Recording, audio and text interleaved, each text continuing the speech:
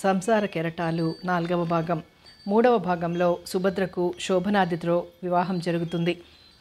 అత్త, ఆడబిడ్డ, మొగుడు అపురూపంగా చూసుకుంటున్న శోభనాద్రి ప్రవర్తన వింతగా తోచడం మొదలు పెడుతుంది. 6 నెలల తర్వాత సుభద్రకు కథ కొనసాగుతుంది.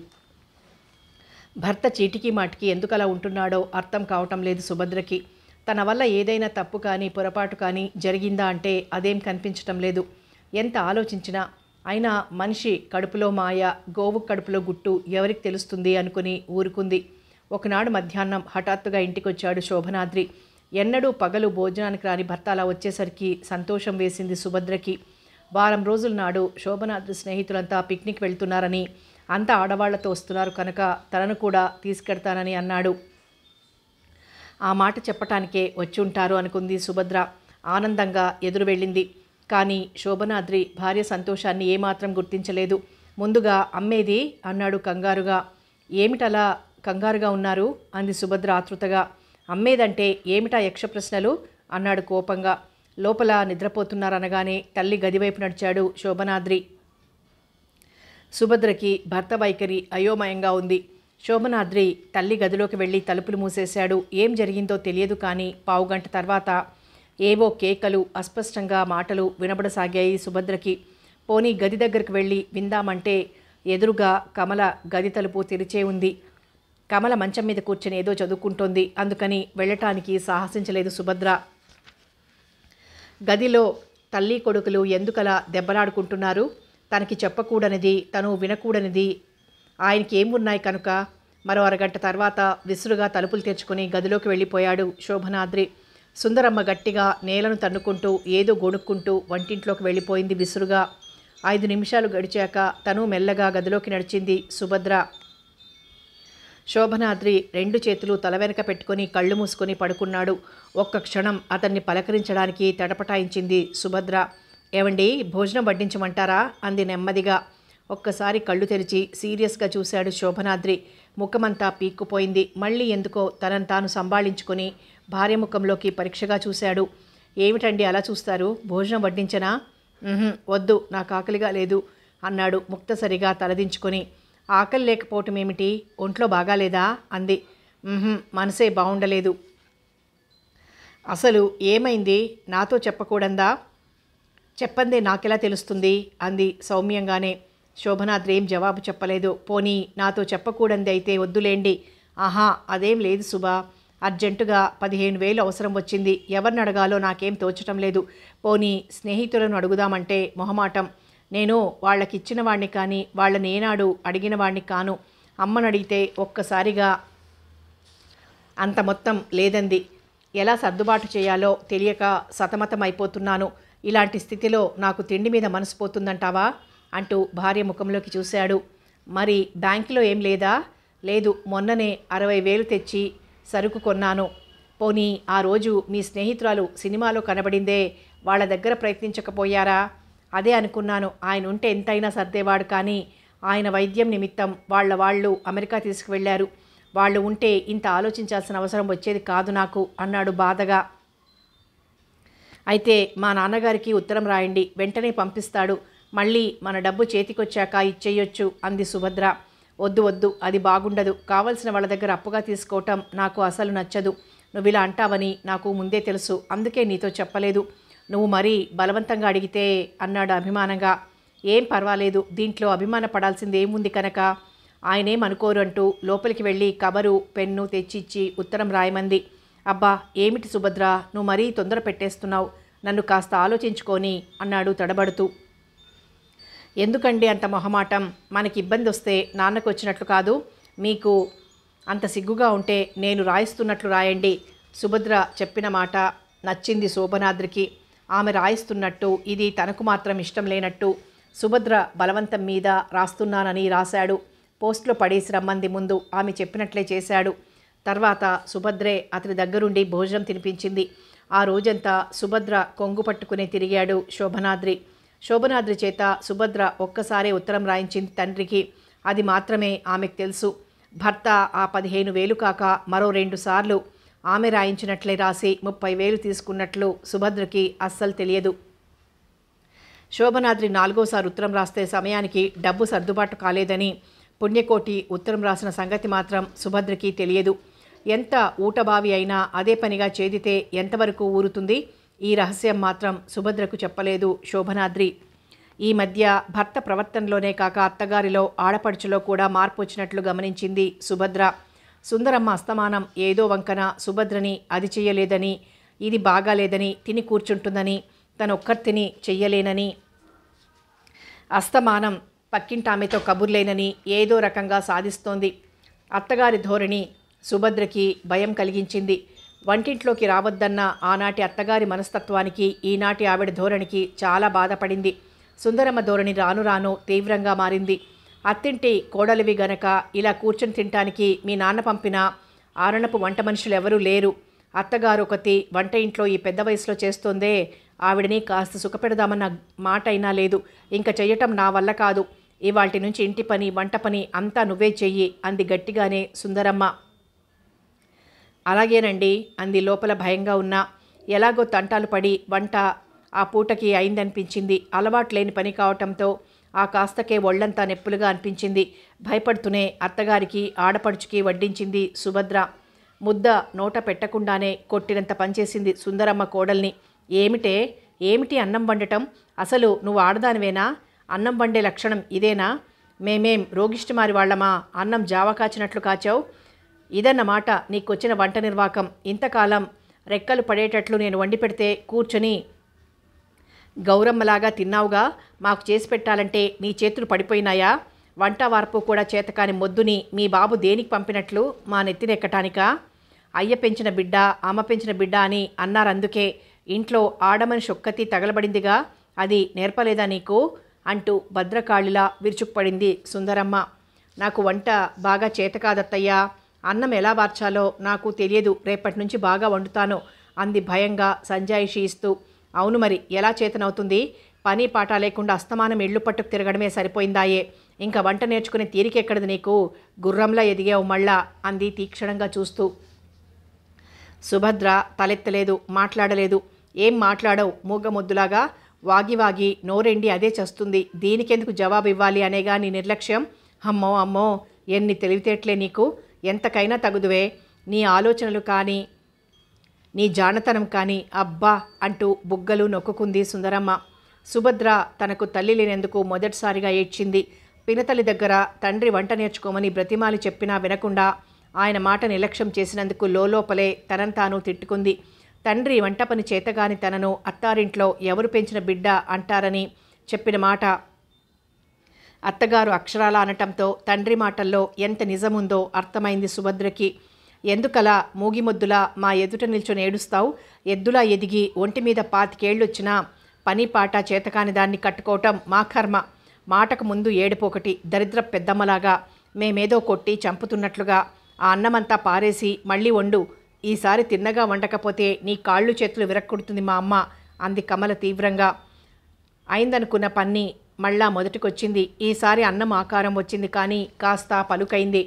కూర అన్నం తినకపోయినా సుందరమ్మ బగ్గున మండిపోయింది. మండువేసవిలో సూర్యుడిలా. నీ వంట వల్ల కాదన్నా ఈ కూరలో ఉప్పేదే. కూరలో కారం వేసావా? కారంలోనే కూర పడేశావా? డబ్బాడు కారం దిమ్మరించావు. నీ అమ్మ కడుపు కాల. అన్నం ఇలా తగలబెట్టావు. కూర ఇలా నాశనం చేశావు. నీకు వంట అస్సలు చేత కాదని చెప్పి చావకపోయావా మొదటే? అదేం కాదమ్మా, దానికి వంట చేయటం వచ్చు. నువ్వు చేయమన్నావని కోపం కొద్దీ అలా చేస్తుందంటూ 4 పుడకలు వేసింది కమల. కాదండి, నిజంగానే నాకు వంట చేయటం చేత కాదండి అంది భయంగా. దీని రోగం ఇట్లా కాదు, నేను కుదురుస్తాను. దీని వెంటుండి 4 రోజులు చెబుతాను. 5వ నాటి నుంచి ఎట్లా చెయ్యదో చూస్తాను. ఈ ఒక్క పనే కాదు, రేపటి నుంచి అంట్లు తోమటం బట్టలు ఉతకటం నువ్వే చెయ్యాలి. తేరగా తిని కూర్చుందాం అనుకున్నావేమో అంటూ తల్లి కూతుళ్ళు రంకెలు వేశారు సుభద్ర మీద. అదేమిటి సుభద్ర అలా ఉన్నావు? ఒంట్లో బాగాలేదా? కళ్ళు ఎర్రగా ఉన్నాయి. జ్వరంగా ఉందా అంది రజని. ఒంట్లో బాగానే ఉంది, ఇంట్లోనే బాగాలేదు రజని. మా అత్తగారి సాధింపులు భరించలేకుండా ఉన్నాను అంది గద్గద స్వరంతో. మళ్ళీ ఏమన్నదేమిటావిడ? రోజు ఉన్న భాగోతమే అనుకో. నిన్న రాత్రి కమల 10ంటికి వచ్చింది బయట నుంచి. అరగంట అయ్యాక చూసుకుంటే మెళ్ళో గొలుసు కనిపించలేదట, ఎక్కడో పోయిందట. దానికి కారణం నేనేనని తాను బయటికి వెళ్లే ముందు నేను ఎదురొచ్చానట. నేను ఇంట్లో కాలు పెట్టిన దగ్గర నుంచి అన్నీ ఇలాగే పోతున్నాయట. దరిద్రపు మొహం, ఇనపగజ్జల తల్లి అంటూ తెల్లవార్లు తిడుతూనే ఉన్నారిద్దరూ. ఆవిడ ఒళ్ళు మర్చి పారేసుకుంటే నువ్వెలా దానికి కారణమవుతావు? కాకపోతే మాత్రం ఏదో ఒక వంకను సాధించి పొడుం చేస్తున్నారు. పగలంతా చాకిరి, వీళ్ల సాధింపులు. మొన్న ఆయన వాచి బాగు చేయమని ఎవరికో ఇచ్చారట. వాడు దాన్ని ఎక్కడో పారేశాట. అందుకు నేనే కారణమని ఆయన గొడవ. ఎట్లా అంది రజని. ఆ రోజు ఆయన వాచి పెట్టుకోవటం మర్చిపోయి వెళ్ళిపోతుంటే నేనే గుర్తు చేశాను. అది ఆడటం లేదు అన్నారు. పోనీ బాగు చేయించి పెట్టుకోండి ఉన్నది కదా అన్నాను. అదే నా తప్పు. అది నేను గుర్తు చేయబట్టి, బాగు చేయటానికి ఇవ్వబట్టి అది పోయిందట. లేకపోతే నిక్షేపంలా ఇంట్లో ఉండేదట. ఈ మాట ఆయనే అన్నారా? ఎవరైతే ఏమిటి, ఏ వంక దొరుకుతుందా అని చూస్తుంటే మీ అత్తగారు అనే మాటలు ఆయనతో చెప్పకపోయావా? ఒకసారి చెప్పాను రజని. దానికి ఆయన ఏమన్నారో తెలుసా? మా అమ్మ చెల్లెల మీద నాకు చాడీలు చెబుతావా? నోరు మూసుకొని వాళ్ళు చెప్పినట్లు చెయ్యి అన్నారు. నేనేం చెప్పినా వినిపించుకోవటం మానేశారు. నాకు ఈ ఇంట్లో ఉండాలంటే విసుగు పుట్టిపోతోంది. 4 రోజులు మా ఊరు వెళ్ళుందామనిపిస్తోంది. నిన్న రాత్రి నీ మాటలు గట్టిగా వినిపించాయి. ఏదైనా గొడవ పడ్డారా అంది రజని సుభద్ర వంక సానుభూతిగా చూస్తూ. కర్మ, నా రోజులు బాగాలేవు రజని, అందుకే నన్నంతా ఇలా ఏడ్పిస్తున్నారు అంది ఏడుస్తూ. ఛీ, అదేం పని సుభద్ర, ఇప్పుడేమైందని అలా ఏడవకు. నీకు నేను లేను, ధైర్యం తెచ్చుకో. అసలు ఏం జరిగింది చెప్పు. ఏం చెప్పను? వీళ్ళంతా ఇట్లా ఎందుకు మారిపోతున్నారో నాకేం అర్థం కావటం లేదు. అసలు ఏమైందో చెప్పు ముందు. నిన్న రాత్రి ఏం జరిగింది? ఆయన బాగా తాగి ఇంటికి వచ్చారు. ఆయన్ని ఆ స్థితిలో చూస్తే నాకు భయం వేసింది. ఆ పిచ్చి మాటలు అవి వింటుంటే వెంటనే నీ దగ్గరికి వచ్చేద్దామని అనిపించింది. తాగుడు కూడా అలవాటుందా ఆ మనిషికి? ఇదివరలో ఓసారి తాగి వచ్చారు, కానీ ఇంతలా మాత్రం కాదు. నిన్న రాత్రి ఒళ్ళు తెలియకుండా వచ్చారు. నువ్వు ఎందుకు తాగారని అడిగావా? క్రితంసారి అడిగితే ఏదో పార్టీ అని అన్నారు. ఇవాళ అడిగితే క్లబ్లో ఏదో ఉత్సవం అని, అందుకు తాగానని అన్నారు. పైగా ఈ రోజుల్లో ఇదేం తప్పు కాదు. తాగని వాళ్ళు వెధవలు అంటున్నారు. నా ఇష్టం, నేను తాగుతాను అంటుంటే ఇంకేం చెప్పను? ఇదొకటేనా? ఇంకేం అలవాట్లైనా ఉన్నాయా? ఏమో, మిగిలినవన్నీ నాకేం తెలియదు. ఆ రోజు సినిమాకు ఒక అమ్మాయి వచ్చిందని చెప్పానే, ఆ రోజు నుంచి నాకు అనుమానంగానే ఉందనుకో. అయినా తర్వాత ఏం నా కంట పడలేదు. మొన్న 25,000 ఎవరి దగ్గర తీసుకున్నారట. వాళ్ళు ఇప్పటికి 4 సార్లు అడిగారు ఇంటికొచ్చి. ఆ మధ్య మీ నాన్నగారి దగ్గర తీసుకున్నట్లు చెప్పావు కదా? అవును రజని, ఆయన వద్దంటే అవసరం తొందర పెట్టడంతో నేనే ఉత్తరం రాయించాను. నాన్న 15,000 వెంటనే పంపారు అంది సుభద్ర. నాకు అనుమానం సుభద్ర, ఈ డబ్బంతా ఆయన ఏం చేస్తున్నట్లు? వ్యాపారం అని చెబుతున్నారుగా, దాని కింద ఖర్చు చేస్తున్నాను అంటున్నారు. ఈసారి ఆయన ఏం వ్యాపారమో కనుక్కో. ఇది వరలో 1-2 సార్లు అడిగితే నువ్వేమన్నా చదువుకున్నావా చెప్పటానికి అన్నారు. మొన్న 1కి 4 సార్లు అడిగితే అదేమిటో ఎగుమతి దిగుమతి వ్యాపారం అన్నారు. అదెక్కడో తెలుసా నీకు? తెలియదు. ఈ వ్యాపారం ఏమిటో నాకేం అర్థం కావటం లేదు సుభద్ర. పోనీ మీ నాన్నగారి చేత ఒకసారి అడిగించకపోయావు? అది నిజమేలే రజని. ఎందుకంటే ఆయన కోసం చాలామంది వచ్చిపోతుంటారుగా, ఏవో సంతకాల కోసం, సరుకు పంపటం కోసం అని చెప్తారాయన. ఇదంతా చూస్తుంటే ఏదో పద్మవ్యూహంలాగా ఉంది. నీకేమో చదువు రాదు, పెద్ద ధైర్యవంతురాలివి కాదు. నిన్ను చూస్తుంటే నాకేమిటో బాధగా ఉంది సుభద్ర. నాకు పిచ్చి ఎక్కేటట్లుంది రజని. ఇంట్లో నీ దగ్గర కూర్చుంటే మనశ్శాంతిగా ఉంటుంది. మా అత్తగారు నేను మీ ఇంటికి వస్తున్నానని తిట్టిపోస్తోంది. ఏడ్చిందిలే, ఉట్టి కుళ్ళుమూతు మనిషి. వాళ్ళకి ఇరుగు పొరుగు అక్కర్లేదు, వీళ్ల బండారం బయటపడుతుందని భయం. బండారమా అంద ఆశ్చర్యంగా. ఇంకా అర్థం కాలేదా పిచ్చిమొహమా? కమల పగలల్లా తిరిగి రాత్రి 10 దాకా ఎక్కడ తిరిగి వస్తుందని అనుకుంటున్నావు? ఏదో మహిళా మండలంది. తను లేకపోతే అక్కడ వాళ్ళకి ఒక్క క్షణం కూడా జరగదట. అలా అని నాతో చెప్పింది అంది అమాయకంగా. నువ్వు అమాయకురాలివి కనుక నిన్ను అట్లా అని చెప్పి మాయ చేసింది. మళ్ళా ఎక్కడ అనకు. మా వారు నిన్న ఏదో పెళ్లి సంబంధం విషయం మాట్లాడాలని పోలీస్ స్టేషన్కి వెళ్ళారట. ఇన్స్పెక్టరు ఈయన కలిసి చదువుకున్నారులే. తీరా అక్కడికి పోలీసులు మీ కమలను ఇంకా 4 అమ్మాయిలను తెచ్చి రైడింగ్లో పట్టుబడ్డారని చెప్పారట. రైడింగ్ అంటే అంది అర్థం కాక. అంటే వ్యభిచారం చేసే చోట పట్టుబడిందట. ఓసి దీని దుంపతెగా, ఇదా అది చేసే పని? ఛీ, అందుకే తల్లి వెనకేసుకొస్తుందని. ఇదన్నమాట రహస్యం. మరి మీ వారిని కమల చూడలేదా? లేదట. ఏదో హోటల్లోనో పట్టుబడ్డది కాబోలు. అది సంగతి. నువ్వు చెప్పేదాకా నాకు ఈ విషయమే తెలియదు రజని. నువ్వు తెగించి బయటికి వెళ్ళావు. వెళ్ళాలంటే నీకు భయం. బయట ఎవరు ఎన్ని పనులు చేస్తున్నారో ఇంట్లో ఉంటే ఎలా తెలుస్తుంది? నిజమే రజని, నాకేమిటో బయటికి వెళ్ళాలంటే బెరుగ్గా ఉంటుంది. నువ్వు చాలా పిరికిదానివి సుభద్ర. కొంచెం ధైర్యంగా ఉండటం నేర్చుకో. మరీ అణిగిమణిగి పడుంటే మనల్ని అణగదొక్కేస్తారు. కాస్త ఎదిరించటం నేర్చుకోవాలి. అప్పుడే కాస్త మనల్ని చూసి ఎదుటివారు జంకుతారు. ఏమో రజని, నాకు ఇన్ని చెబుతున్నావు కానీ నేను మాత్రం తెగించలేకపోతున్నాను. ఇలా అయితే ఎప్పటికీ నువ్వు ఇలాగే ఉంటావు సుభద్ర అంది జాలిగా ఆమె వైపు చూస్తూ. క్యాలెండర్లో పేజీలు తిరిగిపోతున్నాయి. శోభనాద్రి ఈ మధ్య ఇంటికి సరిగ్గా రావటం లేదు. ఇదివరకు రాత్రి 10ంటికి వచ్చే మనిషి ఇప్పుడు ఏ తెల్లవారుజామున వస్తున్నాడు. అదేమంటే వ్యాపారం అంటాడు. మనిషిలో విసుగు కోపం ఎక్కువైనాయి. పని ఎక్కువ కావటం మూలానేమో అనుకుంటోంది సుభద్ర. ఏమైనా సుభద్ర అంటే చాలు, నాకు తెలుసు, నువ్వేం చెప్పక్కర్లేదంటూ విదిలించేస్తున్నాడు. రాను రాను భర్త ప్రవర్తన ధోరణి అనుమానాస్పదంగా మారుతోంది సుభద్రకు.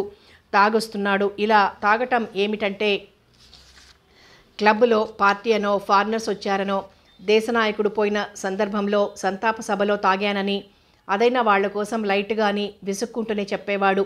సుభద్రకు చదువురాని మొద్దు ఏం చెప్పినా నమ్మేస్తుంది అన్న దిలాసాతో 1-2 సార్లు తాగి ఆరోగ్యం పాడు చేసుకోవద్దు అని మందలించింది సుభద్ర. ఏమిటే వాడినిలా సాధించుకు తింటావు? మగాడన్నాక 1000 పనుల మీద బయటికి తిరగాల్సి వస్తుంది. 1,00,000 పనుల వల్ల తాగాల్సి వస్తుంది. అస్తమానం వాడిని కొంగు పట్టుకొని తిరుగుతూ ఇంట్లో పడుండాలంటావా అంది తీవ్రంగానే సుందరమ్మ. నేను అలా అని అనలేదు. రోజు ఆలస్యంగా రావటం, ఏదో కారణంగా తాగటం జరుగుతూ ఉందిగా. రేపు ఆయన ఆరోగ్యం పాడైపోతే ఎవరు దిక్కు? ఓయబ్బో, మొగుడంటే ఎంత ప్రేమో ఆ మాత్రం వాడికి తెలుసు. వాడు మగాడు, దర్జాగా తిరుగుతాడు వాడు. నువ్విలా ప్రతిదానికి శనిలా వాడిని పట్టుకుని పీడించకు, వాడి విషయాల్లో తలదూర్చకు అంటూ సుభద్రను కసిరింది సుందరమ్మ. అది కాదమ్మా, వాడు పగలు రాత్రి కష్టపడి ఆరోగ్యం పాడు చేసుకుని మనకు పెడుతున్నాడని దానికి బాధ అంది కమల అగ్ని కాజ్యం పోస్తూ. నేను ఆ ఉద్దేశంతో అనలేదు. మీరు సరిగ్గా అర్థం చేసుకోవటం లేదు. నీ ఉద్దేశాలు వేషాలు నా దగ్గర కాదే. అసలు వాడికి తల్లి తోడు మేము. నిన్న కాక మొన్నొచ్చిన నువ్వు మాకంటే ఎక్కువ వాడికి. ముందొచ్చిన చెవుల కన్నా వెనుక వచ్చిన కొమ్ములు వాడట. ముందు నీ ఏడుపేదో నువ్వేడు అంటూ గట్టిగా నోరు చేసుకుంది సుందరమ్మ. సుభద్రకింకా నోరు మూసుకొని ఊరుకోక తప్పలేదు. చాలాసేపు ఏవేవో పెడర్తాలు తీసి తల్లి కూతుళ్ళు గంటసేపు అరిచి ఊరుకున్నారు. భర్త చేసే పనులకు అత్త ఆడబిడ్డ సమర్థించటంతో సుభద్ర ఏమీ చెయ్యలేని అసక్తురాలిగా మారిపోయింది. ఈ బాధ కొన్నాళ్లు మర్చిపోవాలని, తండ్రిని చూసి రావాలని ఆశపడింది. భర్తను అడిగింది. మొన్ననేగా వెళ్ళావు, అసలే డబ్బుకి చాలా ఇబ్బందిగా ఉంది. నువ్వు బయలుదేరావంటే 100 రూపాయలు ఖర్చు అన్నాడు అయిష్టంగా. ఆ మాత్రం డబ్బు నా దగ్గర ఉందిలేండి, మీరు వెళ్ళమంటే చాలు. అయితే ఇంకేం, బయలుదేరు. 4 రోజులుండు. క్రితం సార్లాగా క్యాంప్ వేయకు. అదేమిట్రా శోభనం, ఇప్పుడు అది ఊరు వెళ్ళటం దేనికి? ఈ ఇంటి చాకిరీ అంతా ఎవరు చేస్తారు? మహారాణిలాగా 4 రోజులకు ఒకసారి పుట్టింటికి పరుగులు పెట్టడానికి ఇక్కడ దాన్ని మేమేదో కష్టాలు పెట్టేస్తున్నట్లు అంది. నా నగలు మీ బీరువాలో ఉండిపోయినాయి, ఇవ్వండి అంది భర్తతో. నగలు లేవు. ఏం అన్నాడు తడబడుతూ. లేవా? ఏం చేశారు అంది గుండెలు గుబగుబలాడుతుంటే. అవసరం వచ్చి తాకట్టు పెట్టాను. తాకట్టు ఎప్పుడు పెట్టారు అంది ఆతృతగా. చాలా రోజులైంది అన్నాడు నిర్లక్ష్యంగా. మరి నాతో ఒక్క మాటైనా చెప్పలేదేం అంది కోపంగా. చెప్పాలా నీతో? చెప్పాల్సిన అవసరం మీకు లేదా? వ్యాపారం అని ఎంత కడిగి పెడతారు? అవన్నీ మా అమ్మ నగలే. ఆవిడ గుర్తుగా పెట్టుకుంటానని నాన్న నాకిచ్చారు అంది ఉబికి వచ్చే కన్నీటిని ఆపుకుంటూ. ఎందుకా ఏడుపు? సంజాయిషీలు అడగటానికి నేనేం దిగమింగానా వాటిని? కొంప మునిగిపోయినట్లు ఆరాలు. రేపు లాభాలు రాగానే విడిపించి నీ ముఖాన్ని పారేస్తాను. ఇప్పుడు ఆ నగలని దిగేసుకుని గంగిరెద్దులా వెళ్ళకపోతే వచ్చిన నష్టం ఏమీ లేదు. ఏ దొంగో ఎత్తుకుపోవడం తప్ప. వెడితే అట్లా వెళ్ళు, లేకపోతే ప్రయాణం మానుకో. నాకు అసలే చిరాగ్గా ఉంది, తిక్కరేపకు అన్నాడు కోపంగా. ఒకసారి తలెత్తి తీక్షణంగా అతని వంక చూసి లోపలికి వెళ్ళిపోయింది సుభద్ర. పూర్వమైతే భర్త మాట వేదవాక్కులా భావించి నమ్మేది. కానీ అతని ప్రవర్తనలో మార్పు, అతని మీద అపనమ్మకం, అనుమానం కలిగాక అతని మాటలు నిజమని నమ్మబుద్ధి కాలేదు. 40 కాసుల బంగారం బండలైంది. తను కాపురానికి వచ్చేటప్పుడు తేకుండా ఉండవలసింది. కొన్నాళ్ళయ్యాక ఇక్కడి పరిస్థితులు బాగా తెలిసాక తెచ్చుకోవాల్సింది. నాన్న కూడా ఏమాత్రం ఆలోచన లేకుండా అన్నీ ఒకేసారి ఇచ్చేశాడు. తల్లివి ఏనాటి నగలో ఇలా నాశనం కావటం చాలా బాధ అనిపించింది. ఏదైనా ఈ విషయం చూచాయిగా నాన్నకు చెబితే మంచిదేమో. వ్యాపారం మిగిలిన బండారం అంతా బయటపడుతుంది. తర్వాత ఏమైనా సరే చెప్పాల్సిందే అని గట్టిగా నిశ్చయించుకొని పుట్టింటికి వెళ్ళిపోయింది సుభద్ర. శోభనాద్రికి ఇంక అడ్డే లేదు. అదృష్టహీనులు ఏ మంచి పని చేయాలనుకున్నా అడ్డంకులు ఎదురవుతాయి. తండ్రిని చూడాలని, ఆయనతో జరిగిందంతా చెప్పి భర్తను మార్చుకోవాలని ఆశపడ్డ సుభద్ర కోరిక కలలా కరిగిపోయింది. వాకిట్లో అడుగు పెట్టగానే, అయ్యో సుభద్ర, నువ్వు వస్తున్నావని వచ్చే ముందు ఒక్క కార్డు రాస్తే ఎంత బాగుండేది. మీ నాన్న ఉదయం బండికే ఢిల్లీకి వెళ్ళారు. వచ్చేటప్పటికి 15 రోజులు పడుతుందని చెప్పారు అంది మాణిక్యం. సుభద్రకు ఉసూరుమనిపించింది ఒక్కసారి. పినతల్లి ఎంత బ్రతిమాలన వినకుండా సుభద్ర 4వ రోజే తిరిగి వచ్చేసింది. హాల్లోకి అడుగు పెట్టగానే అక్కడ ఉండాల్సిన ఫర్నిచరు, టీవీ కనిపించలేదు. భగవంతుడా, నాన్న ఇచ్చినవన్నీ ఇలా నాశనమైపోతున్నాయేమిటి? వీటికి కూడా కాళ్ళు రాలేదు కదా అనుకుంది దిగులుగా. అత్తగారిని, ఆడబిడ్డని అడిగితే మాకు తెలియదు పొమ్మన్నారు. చివరికి భర్తనే నిలదీసి అడిగింది సుభద్ర. అవసరానికి అమ్మేశాను. ఎంతవరకండి అవసరం? నాన్న ఇచ్చినవన్నీ అమ్మేస్తే ఎలా? రేపు ఆయన వచ్చి ఇలా చేశారేమిటి అని అడిగితే ఏం చెప్తాం? రేపు అవసరం అంటూ నన్ను కూడా అమ్మేసేటట్లున్నారు అంది కోపంగా. అవసరమైతే అది తప్పదు అన్నాడు పేపర్లోంచి తలెత్తకుండానే. ఎంత మాట అన్నారు? ఎలాంటి మనిషి, ఎలా మారిపోయారు? అసలు మీలో ఇంత మార్పు ఎందుకు వచ్చింది అంది సుభద్ర కాస్త ధైర్యం తెచ్చుకుని. నీ యక్ష ప్రశ్నలకి జవాబులు ఇవ్వటానికి నేనేం ధర్మరాజుని కాదు. ఉంటే నోరు మూసుకుని ఇంట్లో ఉండు, లేకపోతే మీ పుట్టింటికి పో అన్నాడు నిరసనగా. మిమ్మల్ని పెళ్లి చేసుకుంది పుట్టింట్లో ఉండటానికా అంది. కాదని తెలుసుగా, అయితే ప్రతిదానికి వివరాలు అడుక్కు అంటూ వెళ్ళిపోయాడు. శోభనాద్రి ప్రతిరోజు పీకల దాకా తాగి ఇంటికొస్తున్నాడు. మొదట భయపడ్డా ఈ అలవాటు మానుకోమని భర్తతో పోట్లాడింది, గోల చేసింది. నీకు తెలియదు డియర్, వ్యాపారంలో ఉండే కిటుకులు, సాధక బాధకాలు తాక్కపోతే అందరి ఎదుట బెదవనైపోతాను. ఈ ఒక్కసారి ఏమనకు అనేవాడు తాగిన కొత్తలో. కానీ రాను రాను ఈ అలవాటు విపరీతంగా పెరిగిపోయింది. అది లేందే ఇంటికి రావడం లేదు. ఆ రోజు సుభద్రకి ఇంక కోపం ఆగక పోట్లాట వేసుకుంది. చివరికి నోర్మై, నా ఇల్లు నా ఇష్టం, తాగుతాను, తందనాలాడతాను, నిషాలో కూడా ఆనందం లేదు నీ ఏడుపు వల్ల. రాగానే దరిద్రపు గొట్టు ముఖం, నువ్వు తయారు. హాయిగా మల్లిక, రోజా, వాసంతి వాళ్ళంతా అయితే మజాగా వాళ్లే తాగిస్తారు. నువ్వు ఉన్నావెందుకు? ఆఫ్టర్ ఆల్ మెరక వీధిలో ఉండే కనకాంగి కాలిగోటికైనా సరిపోవు. అందుకే మల్లెపూలన్నీ తీసుకుపోయి దానికే ఇచ్చాను అన్నాడు తడబడుతూ. అంటే మీకు ఆడవాళ్లతో తిరిగే అలవాట్లు కూడా? నాకు ఈ అలవాట్లు ఇవాళ కొత్త కాదు. నువ్వు వచ్చావని కొత్త కనుక మానేశాను. పాతబడిపోయావుగా, మళ్ళా మొదలెట్టాను. నాకేం, నేను మొగాడిని. నా ఇష్టం వచ్చినట్లు తిరుగుతాను, తాగుతాను. హాయిగా మత్తుగా ఆడి పాడవే అందాల భామ అంటూ బట్టలు విప్పకుండానే మంచం మీద వాలిపోయాడు శోభనాద్రి. తను ఎటువంటి నరకంలో ఉన్నది అర్థమైంది సుభద్రకి. అయితే తన తండ్రికి చెప్పినవన్నీ అబద్ధాలు, మోసమన్నమాట. ఇదివరలో అయితే వ్యాపారం పనుల వల్ల ఆలస్యంగా వస్తారని అనుకుంటోంది తను. ఇల్లు పట్టకుండా తిరగటం ఒక్కటే చెడ్డ అలవాటు అనుకుంది. తాగుడు, వ్యభిచారం అన్నీ ఉన్నాయన్నమాట. మొన్న పాలు పోసే అప్పలస్వామి డబ్బులిమ్మంటే అయ్యగారు పనుల మీద తిరుగుతున్నారు, ఇంట్లో లేరు, రేపు అడిగిస్తాలే అంది తను. దానికి వాడు ఆశ్చర్యంగా చూసి, ఏం పనులమ్మా అన్నాడు. అదేమిటి అప్పలస్వామి, ఈ ఇంట్లో ఇన్నాళ్ళ నుంచి పాలు పోస్తున్నావు, అయ్యగారు వ్యాపారం చేస్తున్నట్లే నీకు తెలియదా అంది. అప్పలస్వామి గట్టిగా నవ్వి, చాలెండమ్మా మీ యాలాకోలం మీరును. ఆ వ్యాపారం సంగతేమో కానీ పేకాడ్డం, తాగి తందనాలను తొక్కటమేగా పని. మీకు కొత్త కాబట్టి తెలవదేమో కానీ నాకు తెలవదు అనుకోమాకండి అన్నాడు. జాగ్రత్తగా ఒళ్ళు దగ్గర పెట్టుకొని మాట్లాడు, ఎవరిని గురించి అంటున్నావో అని లోపలికి వెళ్ళి అత్తగారితో చెప్పింది. వెర్రికుంక, వాడు అట్లాగే అంటాడు కొత్త వాళ్ళని చూస్తే, అదో సరదా వాడికి. ఈసారి వాడొస్తే నువ్వు వెళ్లకుండా నన్ను పిలు, 4 చివాట్లు పెడతాను అంది. ఈరోజు అన్నీ బయటపడ్డాయి. ఆ రోజు వాడు అన్న మాటల్లో ఎంత నిజముంది.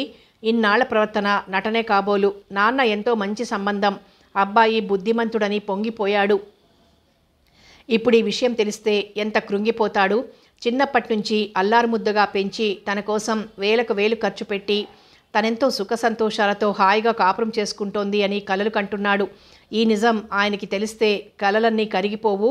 ఎంత బాధపడతాడు. ఆయన వ్యాపారం చేస్తున్నాడనేగా ఉత్తరం రాయగానే 15,000 పంపాడు. అది తిరిగి ఇవ్వనే లేదు. రేపు లాభాలు వచ్చినా ఖర్చు పెట్టేయడని నమ్మకం ఏమిటి? తను ఆ మనిషి సంగతి తెలియక పొరబడింది. ఇట్లాంటి వాడని మాత్రం తెలిసినా తన సలహా ఇచ్చేది కాదు. ఇదంతా తన దురదృష్టం అనుకుని కంటికి మింటికి ఏకధారగా విలిపిస్తోంది సుభద్ర రాత్రింబవళ్ళు. సుభద్ర ఒంటి మీద మిగిలిన నగలు కూడా మాయమయ్యాయి. ఇవ్వనంటే తన్ని లాక్కునేందుకు సిద్ధంగా ఉన్నాడు శోభనాద్రి. పేద ముత్తైదువుల పసుపుతాడు మాత్రం మిగిలింది సుభద్ర వంటి మీద. ఎవరికీ చెప్పుకునేటట్లు తనకంటూ మిగిలింది తండ్రి ఒక్కడు. ఆయన మనసు బాధ పెట్టిందాన్నైనా సరే ఈ విషయాలన్నీ ఉత్తరం రాయాలి. ఇంట్లో ఈ మధ్య ఉత్తరం రాసిన చదివి మరీ పోస్ట్ చేస్తున్నారు ఆయన. ఎలా రాయాలి అన్నట్లు రజని చేత ఊరు నుంచి బయలుదేరి రాగానే అర్జెంటుగా ఇక్కడికి రమ్మని రాయాలి. తీరా అన్ని సంగతులు ఉత్తరంలో రాస్తే అది ఎవరి చేతిలో పడి వాళ్ళు చూస్తే ఊరంతా గోలవుతుంది అనుకుంది. రాను రాను సుభద్ర స్థానం కేవలం వంటింటి పనులకే పరిమితమైపోయింది. ఒకరోజు కమలను సడన్గా హాస్పిటల్లో చేర్పించింది సుందరమ్మ. కారణం అడిగితే చెప్పలేదు. అయినా సుభద్ర గ్రహించలేనంత మూర్ఖురాలు కాదు. కమలకి చెడు తిరుగుళ్ల ఫలితంగా నెల తప్పింది. దాన్ని కప్పిపుచ్చుకోవటానికి అబార్షన్ చేయించుకుంది. రజని, ఈ సంగతి విన్నావా? ఏ సంగతి అంది అర్థం కాక రజని. ఈ మధ్య నువ్వు ఊళ్ళో లేవుగా, అందువల్లనే నీకేం తెలియదు కదూ. నిన్న రాత్రేగా వచ్చావు. అప్పుడే నా సంగతులు చెప్పి నిన్ను విసిగిస్తున్నానేమో. అలా అనుకోకు సుభద్ర. మన ఇద్దరి మధ్య విడదీయలేని బంధం ఒకటి ఉంది. అదే స్నేహం. నేను మా వాళ్ళింటికెళ్ళి 15 రోజులే అయినా నా ప్రాణాలన్నీ ఇక్కడే ఉన్నాయి. నువ్వేం చేస్తున్నావో, నిన్ను వాళ్ళు ఏమంటున్నారో ఇదే ధ్యాస. నిన్న రాత్రి మీ గదిలోంచి మాటలు కూడా ఏం వినిపించలేదు.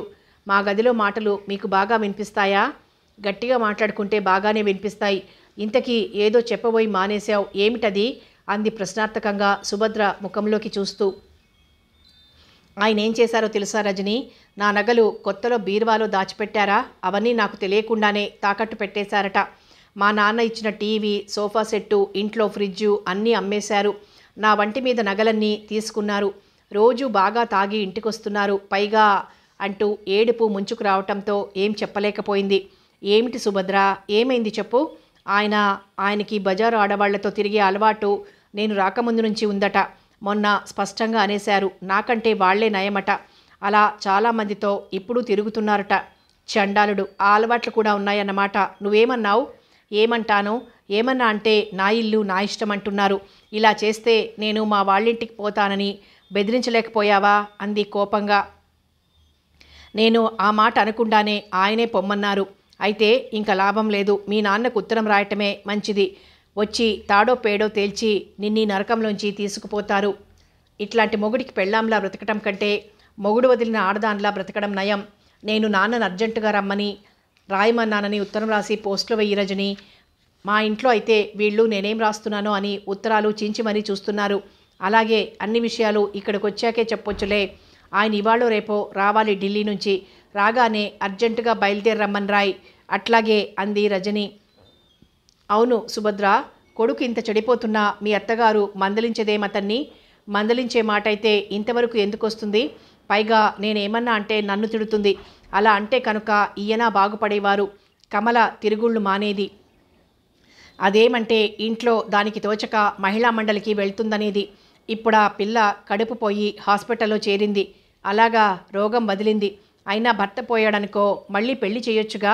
ఈ తిరుగుళ్ళ కంటే అది నయం కాదు అంది రజని. నేను ఓసారి ఆయనతో ఆ మాటే అన్నాను. అది జరిగే పని కాదన్నారు. మొన్న రాత్రి వాళ్ళమ్మతో కమలకి పెళ్లి చేస్తే ఈ గొడవలేం ఉండవు అని అన్నారు. ఏమందావిడ? అంది కుతూహలంగా.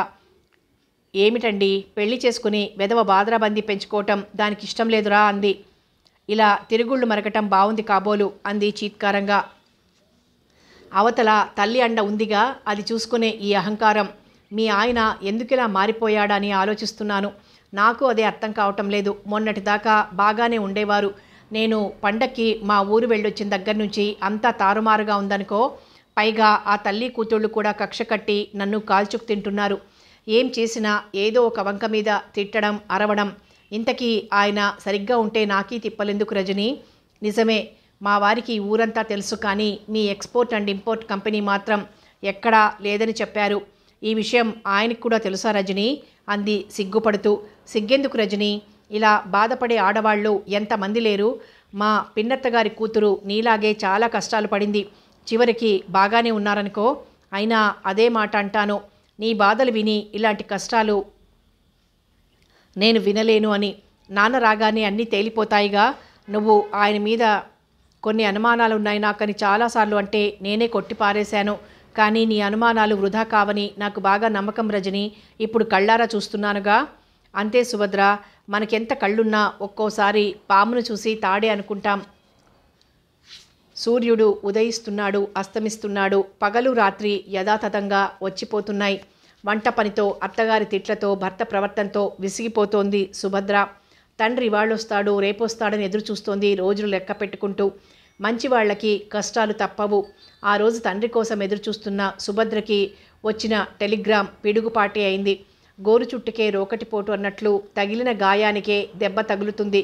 కారణం, ఊళ్ళో రాజకీయాల్లో తలపండిన తండ్రిని ఆ రాజకీయాలే బలి తీసుకుని ప్రతిపక్షాలచే తండ్రి చంపబడ్డాడు. సుభద్ర శిలా సదృశమే అయింది ఆ వార్త విని. చంపకేం చేస్తారు? చేసిన అన్యాయాలు అన్నా ఇన్నా పాపం ఊరికే పోతుందా? ఏదో ఒకనాడు పండుతుంది అంది సుందరమ్మ. బతికినన్నాళ్ళు తనేదో జమీందారునన్నట్లు ఊరంతటికీ పెద్దనని గొప్పలు పోయేవాడు. ఆయన గారి బండారం బయటపడిందిగా ఇప్పుడు.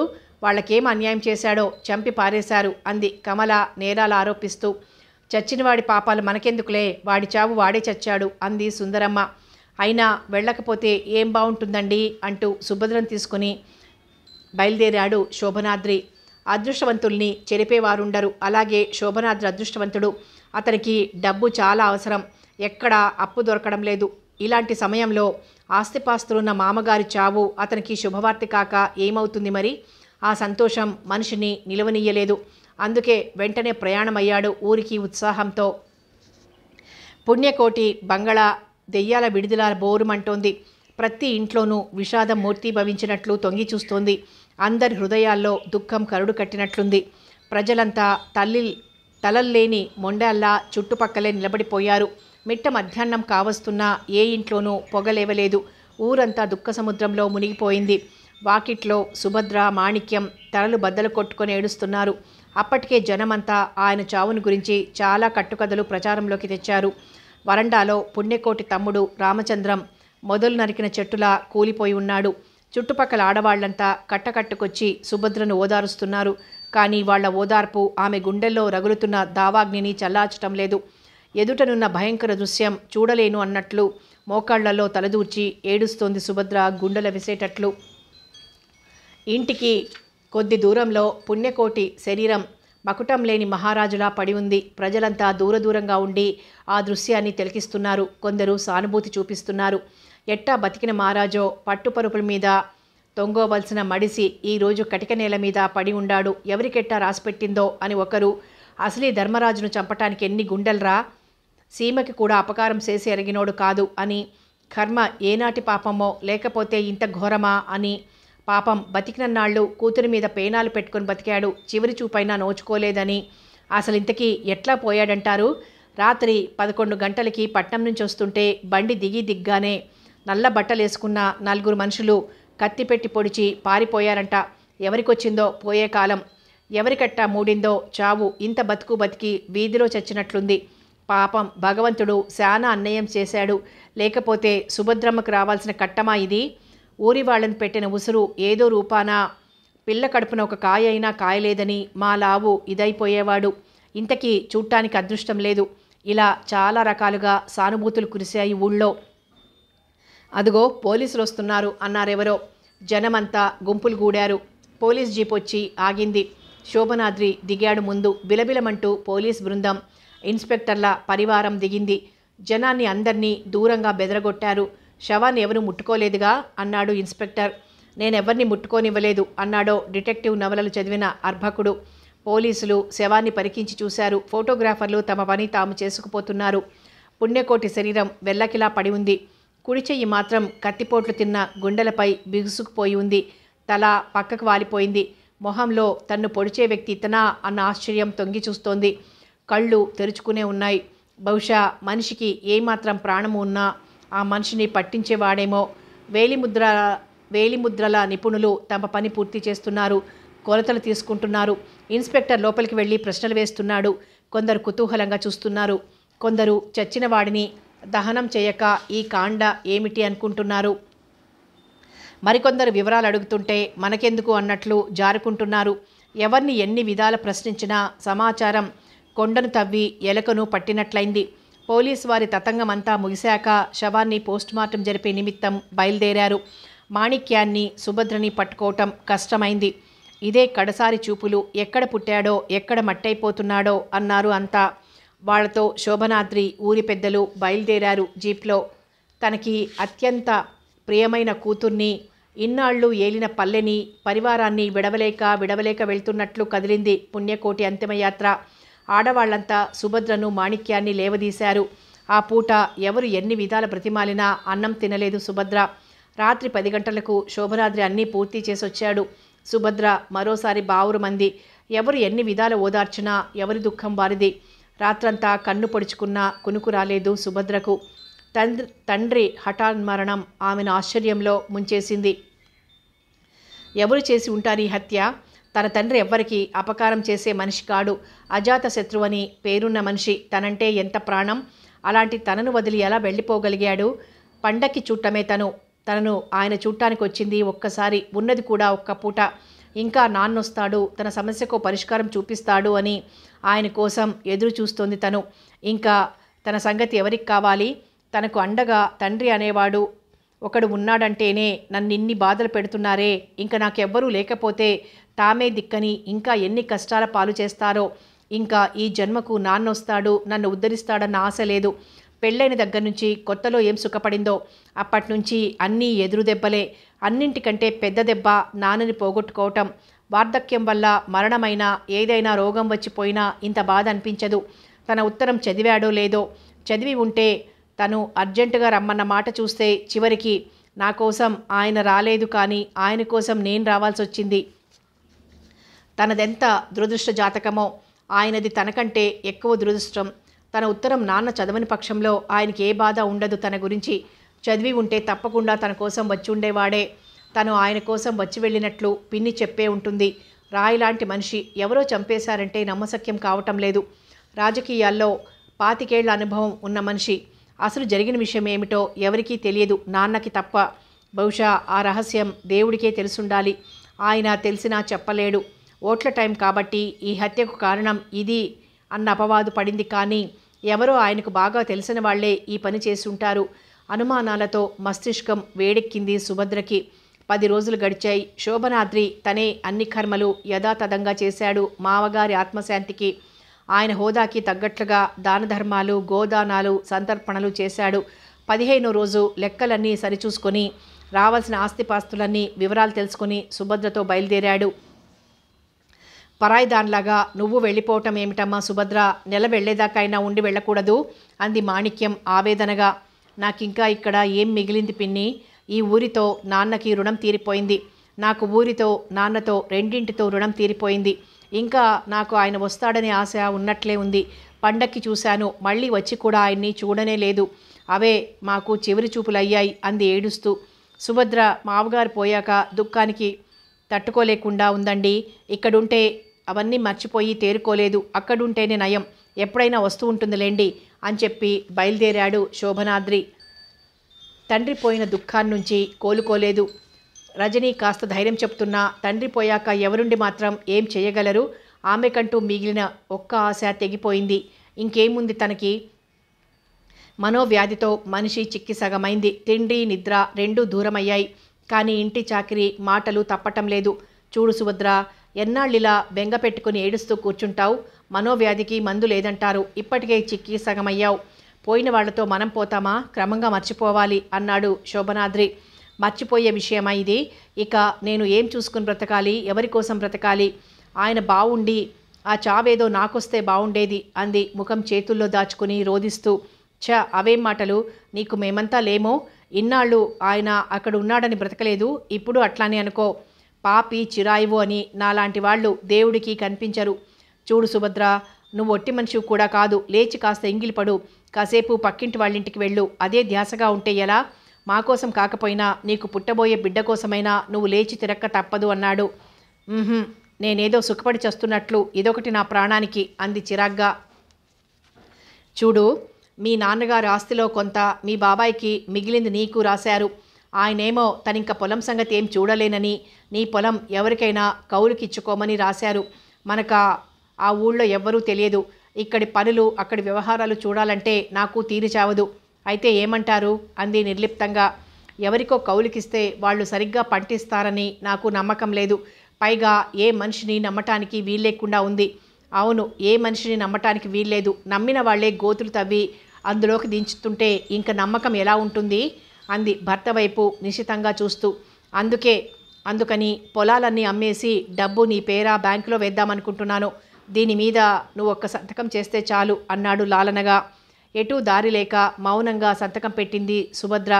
కొండంత తండ్రే పోయాక ఈ ఆస్తిపాస్తులు నన్ను రక్షిస్తాయా అనుకుంది విరక్తిగా. మరో నెల్లాళ్ల తర్వాత పొలం అమ్మకాలు, రిజిస్ట్రేషన్ పూర్తిగా అయిపోయాయి. సుభద్ర, ఎంత డబ్బైనా నా దగ్గరుంటే వ్యాపారం క్రింద అయిపోతుంది. అందుకని ఆ డబ్బు ఇంటికి కూడా తీసుకురాకుండా అట్నుంచటే నీ పేరున బ్యాంకులో వేశాను. ఇదిగో పుస్తకం, కావాలంటే చూడటం ఎందుకు, మళ్ళీ ఏదో చెయ్యండి అంది జీవం లేనట్టు. తర్వాత నెమ్మదిగా ఆలోచిస్తే ఇది నయమే అనిపించింది సుభద్రకు. పోయింది పోగా ఇదైనా మిగులుతుందేమో. తండ్రి పేరు మీదుగా తాళి కట్టిన భర్త మాటలు గోతిలో పీకల దాకా దించేసిన నమ్మక తప్పడం లేదు ఆడదానికి. అనాదిగా వస్తున్న పురాతన ఆచారం ఇదే మరి. కథ కొనసాగుతుంది.